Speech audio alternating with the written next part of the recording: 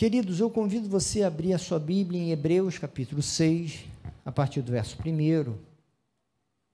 Hebreus 6, a partir do verso 1, a gente vai ler até o versículo 3. E aqui o autor de Hebreus, ele fala sobre a necessidade de deixar os ensinos elementares. Esse é o desejo dele e é isso que ele vai fazer, ele diz que vai fazer. Eu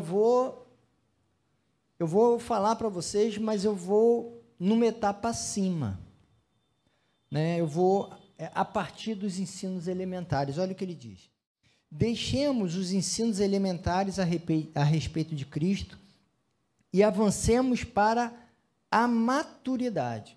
E aqui eu acho que é muito interessante essa postura do autor de Hebreus, porque a maturidade, a gente valoriza a maturidade, acredito eu, mas no fundo é pouca gente que busca. No fundo, são poucos que desejam ir em caminho à maturidade. Porque a postura imatura, ela tem um certo conforto. Porque você não precisa dar respostas, você não se responsabiliza, portanto, com algumas definições necessárias na sua vida, você a delega a outros. Mas o autor fala sobre a importância de se deixar as coisas elementares, não porque elas não são importantes, mas porque elas precisam ser superadas. E a gente ir para um outro padrão de maturidade. Olha o que ele diz, então. Deixemos os ensinos elementares a respeito de Cristo e avancemos para a maturidade sem lançar novamente o fundamento. Aí ele vai falando de alguns fundamentos, que eu nem sei se você falaria assim, realmente isso é muito básico para se saber e se viver, nem sei. Olha o que ele diz que é fundamental, assim, um fundamento que você já tinha que saber isso e agora vamos partir para as coisas mais complexas. Ele fala sobre o arrependimento de atos que conduzem à morte, da fé em Deus, da instrução a respeito de batismos, da imposição de mãos, da ressurreição dos mortos e do juízo eterno. Assim faremos, se Deus o permitir. E a partir do verso 4, que a gente não vai ler, o autor fala de algo extremamente complexo. Extremamente complexo. Que eu nem vou abordar aqui, porque senão a gente vai para um outro campo da fala. Mas ele aponta sobre a limitação de um eventual arrependimento quando a pessoa vai muito fundo na rejeição a Deus, ou ele diz que aí depois não tem mais volta. Perceba que é uma coisa bem mais complexa. Percebe que ele fala assim, vamos deixar das coisas elementares e vamos para as mais complexas. E aí, meus amados, tem gente, que eu espero que não seja o seu caso, há pessoas que optam pela imaturidade, como uma postura de vida. Há pessoas que escolhem não avançar no modo de ser, de se posicionar e de compreender sobre a vida. E quando a gente fala do Evangelho, o Evangelho é uma verdade, é uma convicção que ela precisa ser encarnada. Ela precisa fazer sentido para a sua vida sobre todos os aspectos. O cristianismo não é uma convicção que eu exerço, uma prática que eu exerço aos domingos, digamos.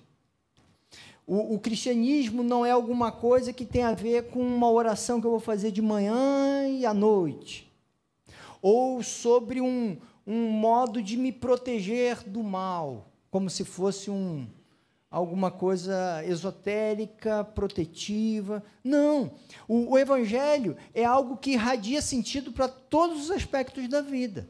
Se irradia sentido para todos os aspectos da vida, ele precisa dialogar com o quê? Com todos os aspectos da vida. Só que muitas vezes o que a gente faz, a gente não quer dar esses passos necessários. E aí ele diz assim, olha, e quem opta pela imaturidade não vai nesse basicão que ele falou aqui. Tem gente que não vai na busca do arrependimento, das obras de morte, né? Ou que conduzem à morte. Toda a prática do evangelho se inicia no arrependimento. Pode ver a mensagem. É sempre arrependimento que é o pontapé inicial para começar uma vida junto a Deus. Por quê? Porque o nosso modo de pensar e de sentir, ele está contaminado por aquilo que a Bíblia chama de pecado. Se está contaminado por isso, a presença de Deus me leva a confrontar o que eu sou, o que eu penso e o que eu sinto. Confrontar para perceber que há marcas de pecado, há marcas de morte, de erro naquilo que eu penso e sinto e, portanto, que eu ajo, que precisam ser repensados, modificados. E aí há pessoas que não confrontam a si mesmo diante da mensagem que vem de Deus. Isso é o básico do básico da experiência da fé. É você ter a abertura na alma para se confrontar, para ser confrontado pela mensagem. Se não houver isso, um olhar para si a partir de Deus, da mensagem divina, você vai ficar na imaturidade, e é uma escolha de maturidade permanente. Eu não sei, meus queridos, se você é do tipo que passa batido, sabe? Porque a vida é uma correria para muitos. E para a vida ser uma correria, não precisa ter muitas atividades necessariamente, porque você pode colocar novas ao todo tempo, porque as ofertas são muitas. E você pode passar os dias sem confrontar os seus pensamentos, os seus sentimentos sobre a coerência deles. Você pode. Eu não sei, por exemplo, nós estamos no início de agosto. Eu não sei, você não precisa dizer, mas é alguma coisa para você pensar, se nesse ano, passaram-se 8 meses, se alguma concepção sua que você começou o ano pensando, não, o correto é isso aqui. Se alguma coisa já começou, você já se permitiu refletir sobre as suas convicções e sobre as suas práticas e afetos, se alguma coisa já começou a fazer sentido que você pensava que, mas no fundo não é bem isso. Eu não sei se você tem essa prática cotidiana, porém o caminho com Cristo, como diz Paulo lá em Romanos 12, é um confrontar-se continuado. Lembra daquilo? De você não tomar a forma do mundo e, ao contrário, permitir uma reflexão à luz do Espírito, para que você possa aí, de fato, experimentar o caminho de Deus, a vontade de Deus na tua vida. Então, perceba que o básico, para começar a sair da imaturidade, é você colocar suas convicções e os seus sentimentos em confronto à mensagem divina. Porque se você não o faz como uma prática cotidiana, lamento informar, mas você está nesse campo aqui que o autor de Hebreus fala assim, puxa vida, eu vou ter que falar das coisas elementares contigo? Porque só dá para falar das coisas mais significativas com quem se olha no espelho, sendo esse espelho a palavra de Deus. E eu espero que você tenha isso, né? Essa mudança de mente e de postura. E ele fala que tem algumas outras coisas fundamentais, eu só vou pontuar aqui, mas quem opta pela imaturidade renuncia à tarefa indelegável, porque cabe a você, a tarefa de aprender, de desenvolver convicções. As suas convicções não podem ser as convicções que o outro tem.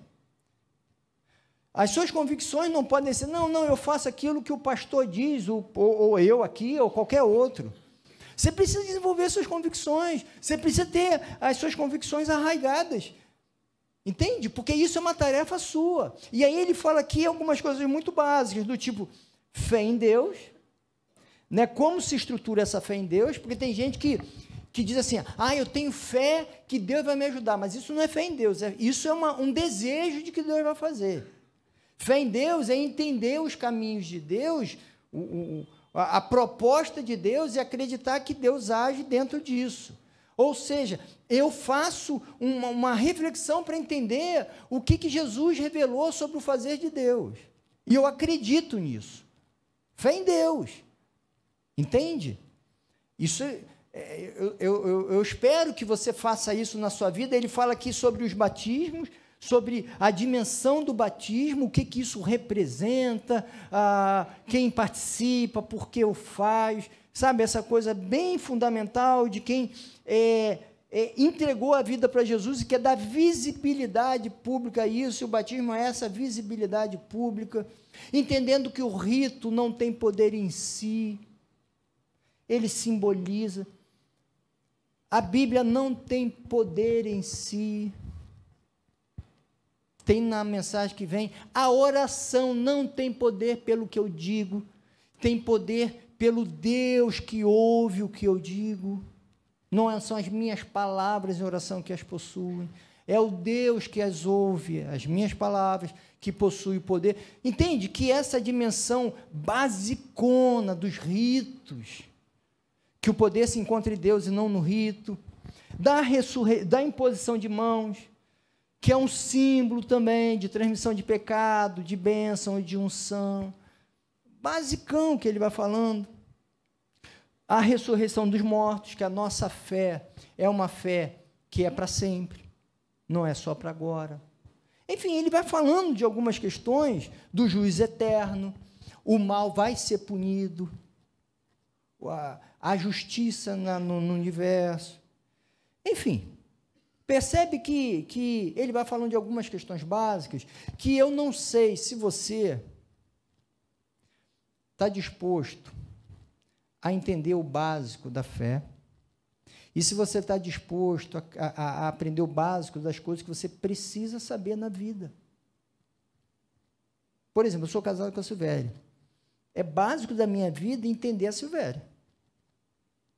De entender quando ela está mal, quando ela está bem, não na profundidade, mas eu tenho que entender isso, eu tenho que ser, de certa forma, especialista em Silvéria, eu tenho que ser.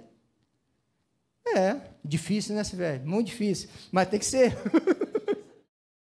Mas você entende que eu tenho que, e ela tem que me conhecer, ela tem que saber sobre as minhas variações, sobre quem eu sou, ela tem que se dedicar a isso, eu tenho que me dedicar a isso, porque é a vida que eu escolhi ter, gente. Eu casei foi com ela. Eu tenho que, sabe, é uma dimensão de caminhar na maturidade. Entende que é uma escolha que eu faço? Eu tenho que abraçar aquilo que eu escolhi na vida, que eu me entreguei na vida. E isso tem a ver com a fé, que eu digo que faz sentido e que orienta a minha vida.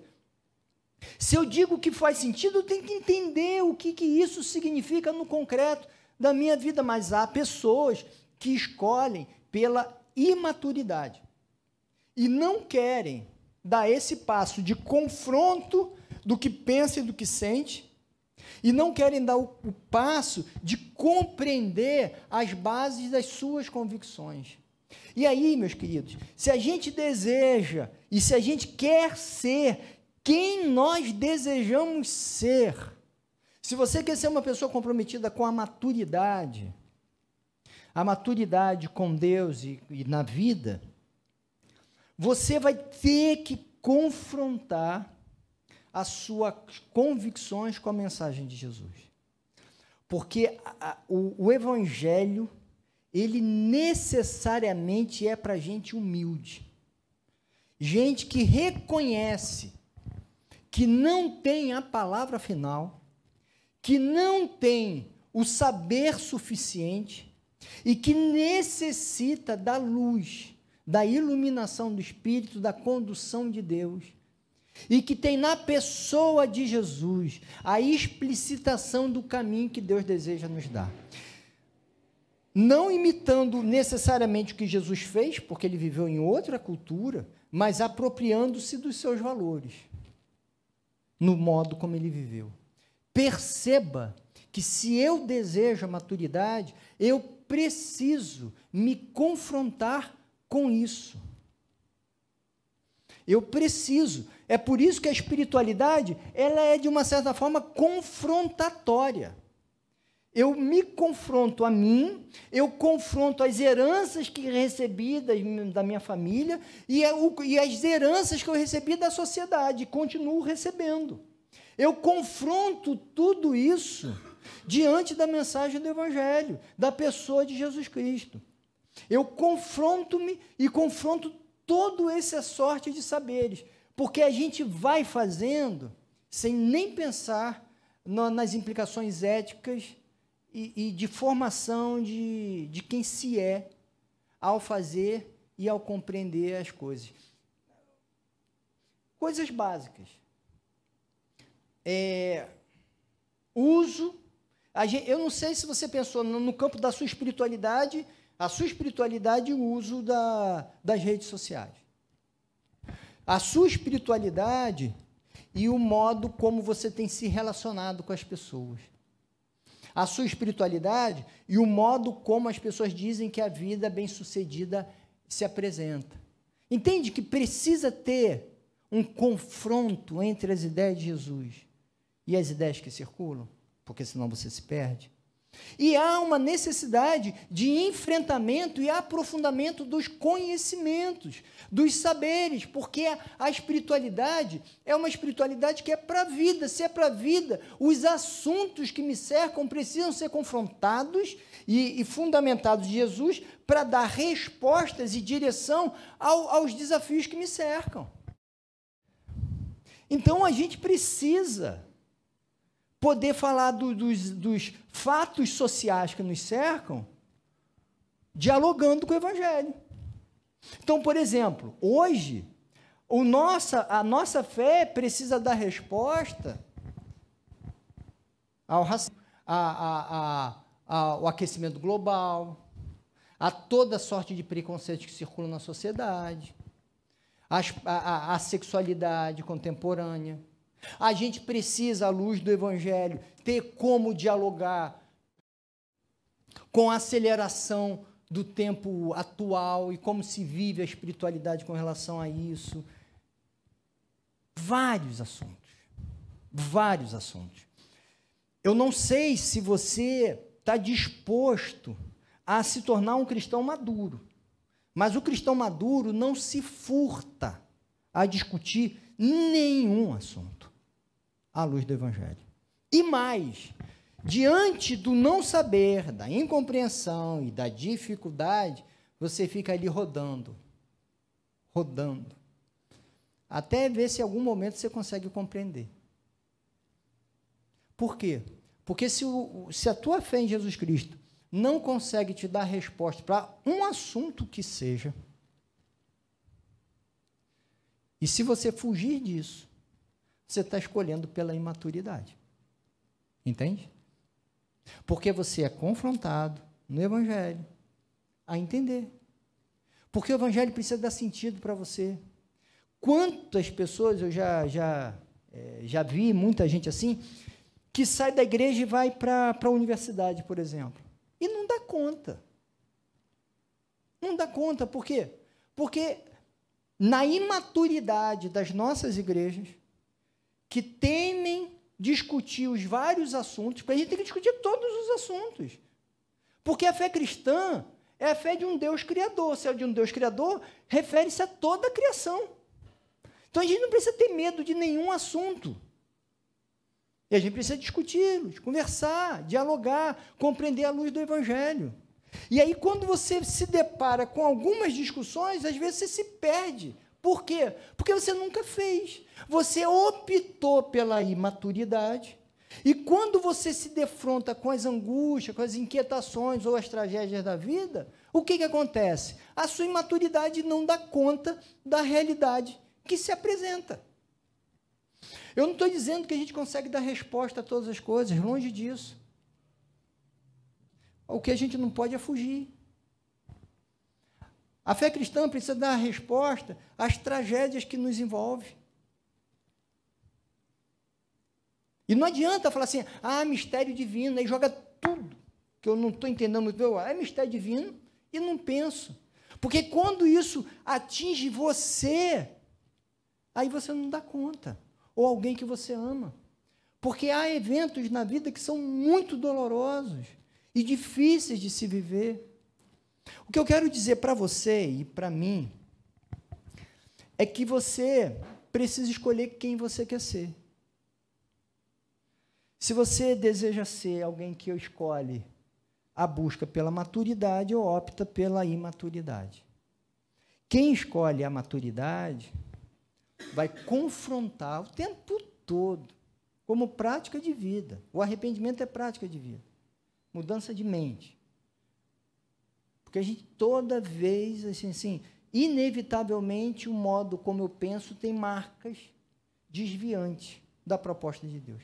Inevitavelmente. Eu digo isso infelizmente. E eu não estou dizendo assim, tem que ter medo, tem que fugir. Não.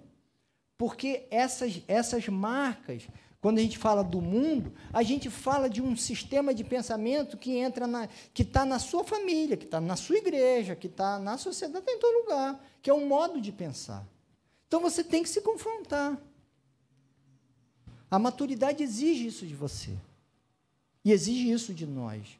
E a gente precisa estar disposto a confrontar aquilo que nos inquieta. A gente não precisa ter medo da verdade. Porque se a gente acredita que Deus é o Criador e que Jesus é a verdade, o que eu mais quero é que a gente busque a verdade. Porque a gente vai chegar perto de Deus. Então, pode estar em qualquer ambiente que a gente não a tema. Agora, para isso, a fé tem que fazer sentido com a vida da gente. Mas isso é muito difícil. Concordo contigo, a maturidade não é fácil. A vontade que dá é de alguém ofender a gente sair fazendo um monte de coisa. Mas a maturidade, faz assim, esse é o melhor modo de reagir, que o outro seja imaturo, não eu. Isso é escolha pela maturidade. Maturidade cristã. Entende? Quem você deseja ser. Portanto, que essa seja uma resposta que você venha a dar. Quem você deseja ser. E dessa escolha, daqui a alguns anos, a gente verá qual foi a sua escolha. Se você caminhou na direção da maturidade ou da imaturidade. Se foi da maturidade, necessariamente você vai repensar algumas coisas. E vai se sentir em confronto com algumas ideias.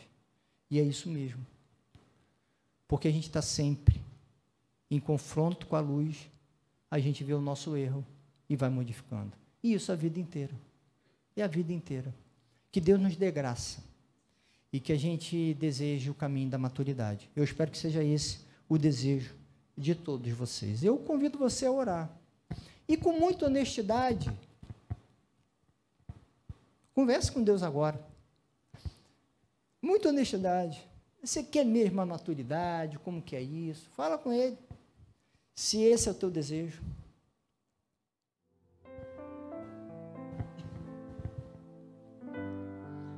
Deus, eu peço que o Senhor fortaleça a nossa fé, Deus. Para que ninguém tema ser confrontado com o Senhor, Pai. Que ninguém se endureça a convicções que nos afastam de Ti, Pai. Que ninguém recuse os caminhos da maturidade, Pai. Eu peço que a gente consiga ser sal e luz desse mundo, assumindo quem somos e caminhando com coerência, Pai, naquilo que o Senhor apresenta para a gente, Pai. Eu peço perdão, Pai, porque o Senhor sabe da minha vida e da vida de cada um aqui, Pai.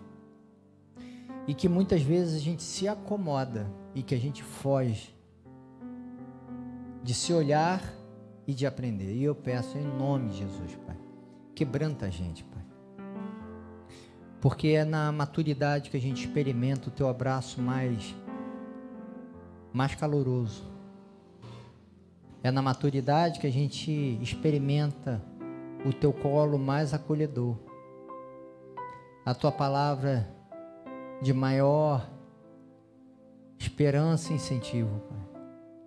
É na maturidade que a gente não é destruído pelas circunstâncias da vida. É na maturidade que a gente consegue responder o mal com o bem. E é na maturidade que a gente consegue ter paz na alma diante de tantos infortúnios que muitas vezes incidem sobre a nossa vida e ao nosso redor, Pai. Então, Pai, eu peço que o Senhor nos dê a graça e que haja um comprometimento de cada um em dar os passos que precisam ser dados, Pai. Eu peço perdão pela fuga, e eu sei que do Senhor vem a graça do incentivo pela mudança, e que cada um aqui abrace isso, Pai. Peço que o Senhor nos abençoe na nossa semana, que seja uma semana rica, boa, agradável, produtiva, cheia de amor e de paz, e que a gente tenha a coragem de fazer tudo junto contigo, Pai. E eu peço que seja o Senhor a iluminar, orientar, e aqueles que estão diante de desafios, Pai, que o Senhor abençoe, Pai. Que o Senhor dê a percepção clara dos caminhos e que o Senhor intervenha, Pai. Abençoa cada um, Pai, em nome de Jesus, Deus.